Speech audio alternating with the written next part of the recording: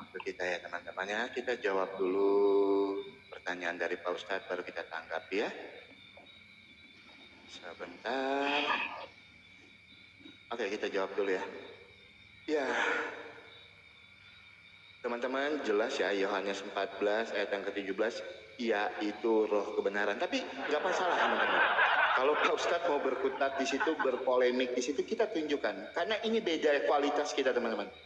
Segala sesuatu yang keluar dari mulut saya berani mempertanggungjawabkannya menggunakan data dan dalil. Makanya saya sampaikan tadi, siapa roh kebenaran? Siapa roh kebenaran itu? Ketika Tuhan Yesus naik ke sorga, Tuhan Yesus mengutus roh kebenaran. Tuhan Yesus mengutus parakletosnya yang menemani kita sampai pada akhir zaman. Saya tunjukkan datanya. Siapa di situ seseorang itu?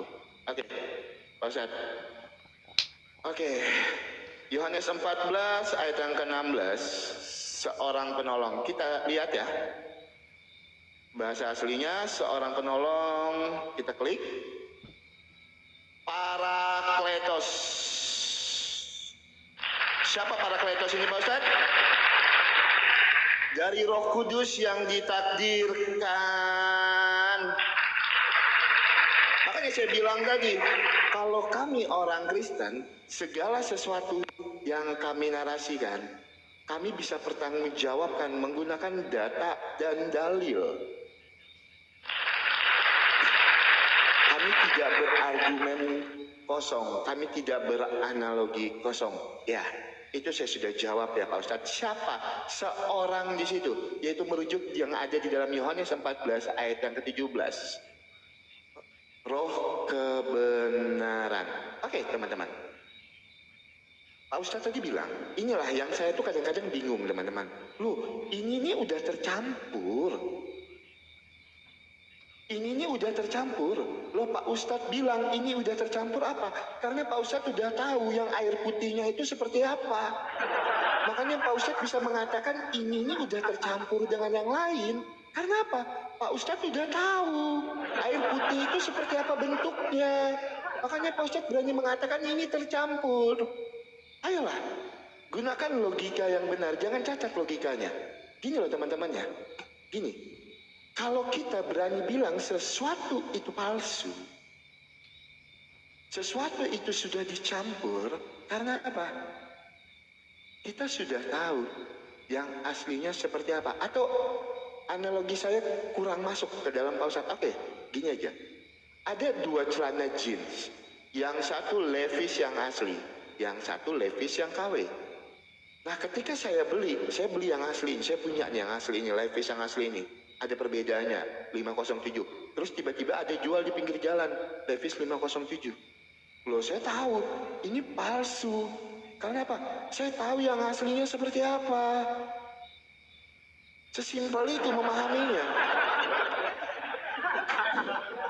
Nah, makanya ketika Pak Ustadz tadi berani menyampaikan, loh, ada di dalam kitab Taurat yang murni.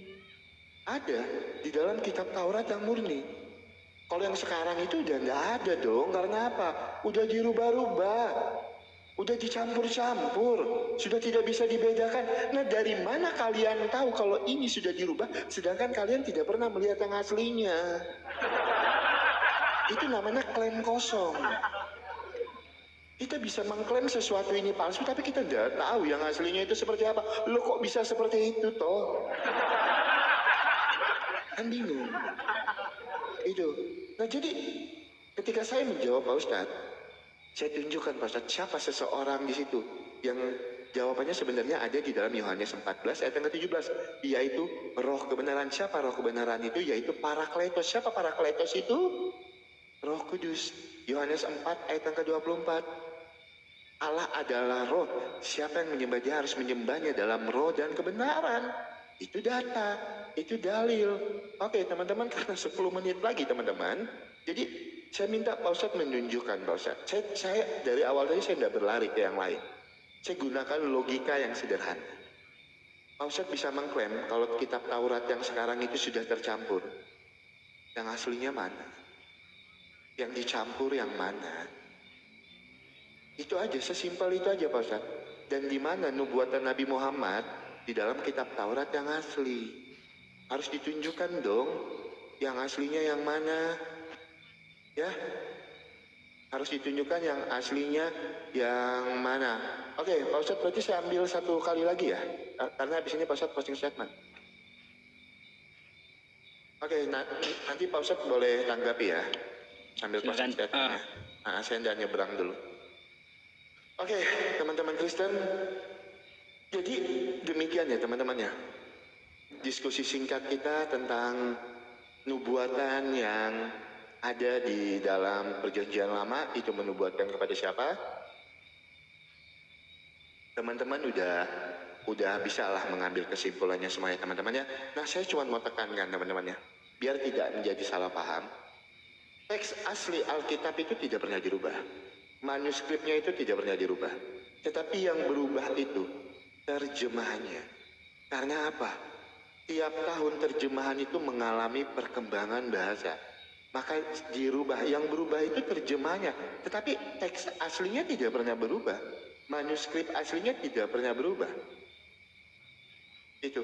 Yang berubah itu terjemahannya. Ya teman-teman ya. Nah, jadi kalau memang ada yang mengklaim Alkitab sekarang itu udah dirubah-rubah, udah ditambah-tambahkan, udah ditutup-tutupi. Lah harusnya tunjukkan dong yang dirubahnya yang mana. Harusnya tunjukkan yang aslinya yang mana. Ini loh udah dirubah. Ini kan harusnya nubuatan tentang Nabi Muhammad kok disembunyikan. Karena apa?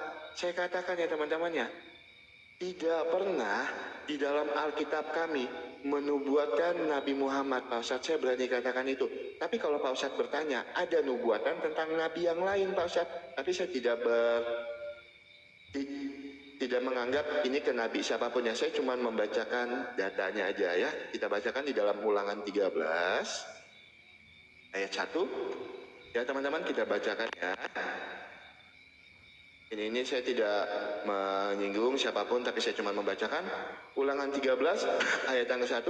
Apabila di tengah-tengahmu muncul seorang nabi atau seorang pemimpi dan ia memberitahukan kepadamu suatu tanda atau mujizat, dan apabila tanda atau mujizat yang dikatakannya kepadamu itu terjadi dan ia membujuk, mari kita mengikuti Allah lain yang tidak kau kenal dan mari kita berbakti kepadanya, maka janganlah engkau mendengarkan perkataan nabi atau pemimpi itu, sebab Tuhan Allahmu mencoba kamu untuk mengetahui apakah kamu sungguh-sungguh mengasihi Tuhan Allahmu dengan segenap hatimu dan dengan segenap jiwamu. Tuhan Allahmu harus kamu ikuti. Kamu harus takut akan dia, kamu harus berpegang pada perintahnya, suaranya harus kamu dengarkan kepadanya, harus kamu berbakti dan berbuat. Nabi atau pemimpi harus lagi hukum metong karena ia telah mengajak murtad terhadap Tuhan Allahmu yang telah membawa kamu keluar dari tanah Mesir, yang menembus engkau dari rumah perbudakan dengan maksud untuk menyesatkan engkau dan jalan yang diperintahkan Tuhan Allah kepadamu. Nah, jadi jelas ya teman-teman ya. Jadi tidak ada di dalam perjanjian lama itu menubuatkan yang lain. Yang dinubuatkan seperti yang saya sampaikan tadi, segala sesuatu yang tertulis di dalam perjanjian lama itu menubuatkan satu nama, yaitu Yesus Kristus yang adalah Tuhan dan Juru Selamat. Bahkan kalau saya mau cerita, kalau saya mau jabarkan praeksistensi dan kelahiran Tuhan Yesus di dalam Yesaya 11 ayat yang ke-1 itu digenapi di dalam Wahyu 22 ayat 16, di dalam Yesaya 7 ayat 14 itu digenapi di dalam Matius 1 ayat 18 sampai dengan 23. Bahkan kematian dan kebangkitan Tuhan Yesus itu dinubuatkan di dalam perjanjian lama. Misalnya di dalam Yesaya 53 ayat 4 sampai 8 digenapi di mana? Yohanes 19 ayat 18, Yesaya 53 ayat 9, Yesaya 53 ayat 12 digenapi di mana? Lukas 23 ayat 32 sampai dengan 33. Jadi jelas teman-teman ya, jelas segala sesuatu yang ada di dalam perjanjian lama itu menubuatkan satu nama, yaitu Yesus Kristus yang adalah Tuhan dan Juru Selamat yang harus mati menderita.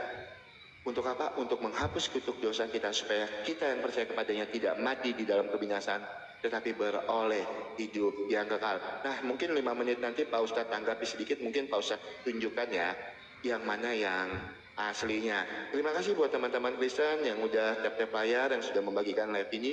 Terima kasih banyak. Tuhan Yesus memberkati kalian. Ada salah-salah kata dari saya minta maaf. Terima kasih juga untuk Pak Ustadz Yusupei yang sudah meluangkan waktunya untuk berdiskusi dengan saya. Silakan Pak Ustadz Yusupei untuk closing statement. Oke. Bentar ya teman-teman ya.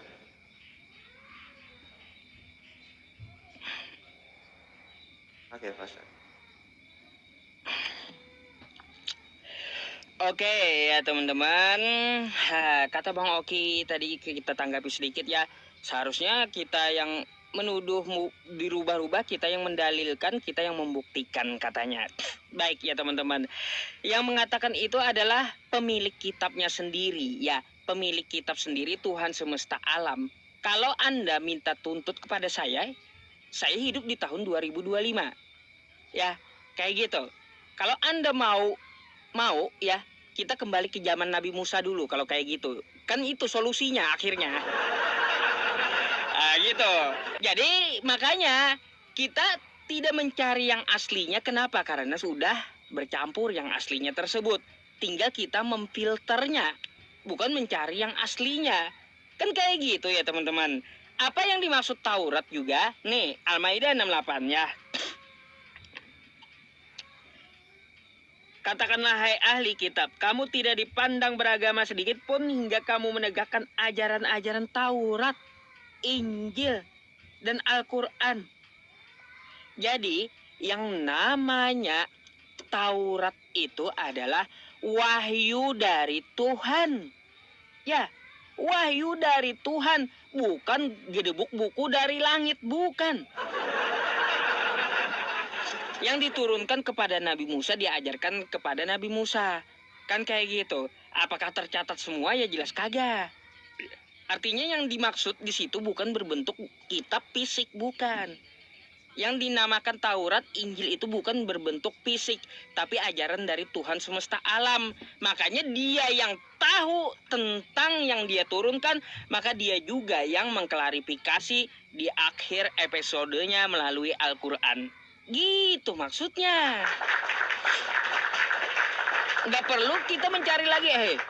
Ya Allah, kau bilang Taurat telah bercampur. Ya, kau dulu menurunkan Taurat kepada Nabi Musa. Kau bilang sekarang udah bercampur. Tunjukkan ya Allah, mana yang aslinya. Ya kan nggak mungkin. Nggak mungkin. Nggak mungkin. Gimana mau ditunjukkan kita tidak sejaman dengan Nabi Musa ketika Allah menurunkan wahyu. Kan kayak gitu. Kita di zaman tahun 2025, di zaman Nabi Muhammad SAW. Maka Allah Subhanahu wa Ta'ala menyaringnya, memfilternya melalui utusannya, yaitu Nabi Muhammad SAW.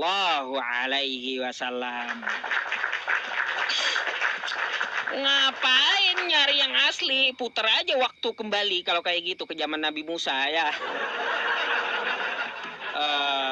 Karena apa? Dia bukan berbentuk fisik yang dicari itu. Ajaran yang dimaksud adalah ajaran yang diturunkan kepada para nabi sebelumnya. Ya kawan-kawan, itu yang dimaksud oleh Al-Quran. Jadi ketetapan dari Nabi Muhammad SAW kagak perlu kita cari di kitab yang fisiknya itu berubah-ubah ya. Nggak perlu, karena nggak akan ditemui ya. Tapi kalau ada yang berusaha, silahkan aja. Akan hak seseorang untuk membuktikan juga seperti itu. Oke teman-teman semuanya, mungkin itu saja tanggapan dari saya. Kalaunya dengan Bang Oki gitu, ya Al-Quran paripurna. Ya paripurna karena Allah Subhanahu wa Ta'ala sudah mengatakan, fawailul lilladzina yaktubuna alkitaba biaidihim thumma yaquluna hadza min 'indillah liyashtaru bihi thamanan qalila fawailul lahum mimma katabat aidihim wa wailul lahum mimma yaksibun. Kayak gitu. Jadi nggak perlu lagi kitab yang beredar sekarang itu ya kita mencari nubuatan Nabi Muhammad, tapi kitab sebelumnya adalah sebagai alat apakah para nabi terdahulu mengajarkan seperti apa, difilternya melalui Al-Quran. Nah gitu maksudnya ya. kitab-kitab yang beredar sekarang difilter melalui Al-Quran agar kembali murni, maka carilah di dalam Al-Quran. Ya, Al-Quran. Jangan mencari ke kitab yang lain. Nubuatan Nabi Muhammad di kitab Kristen mana ada? Kan kayak gitu, karena nggak murni lagi gitu ya, karena berubah-ubah yang nggak bakalan pasti akan disembunyikan. Jadi seperti itu maksud saya. Jadi kalau mau tahu ya tentang masalah Taurat dan Injil, ya silakan Anda buka dalam Quran surah Al-Maidah ayat 44 sampai 50. Di manakah Taurat dan Injil itu? Maka Allah Subhanahu wa taala berfirman di dalam Quran surah Al-Maidah ayat 48. Ya teman-teman, mari kita buka nih ya. Aduh, ya nggak apa-apa ya Bang Oki ya sedikit ya. Nah, dan kami telah turunkan ya, dan kami telah turunkan kepadamu Al-Quran dengan membawa kebenaran. Jadi Taurat dan Injil telah dipelihara dalam Al-Quran. Gitu aja. Terima kasih Oke. untuk Bang Oki yang Ya, mau terima kasih, berdiskusi Bang dengan Ustaz. saya. Mohon maaf kalau Siap. ada ya meminta waktu sedikit ya juga, terus ada kosakata yang salah atau menyinggung, Siap. saya mohon maaf Bang Amin. Oki ya. Ya, terima kasih. Minta maaf juga kalau ada kata-kata yang salah ya Pak Ustaz. Sama-sama Selamat malam. Bang Oki, nanti bisa kita susun lagi ya di lain Oke, waktu, siap, lain siap. periode untuk berdiskusi. Terima kasih banyak. Oke Pak Ustaz.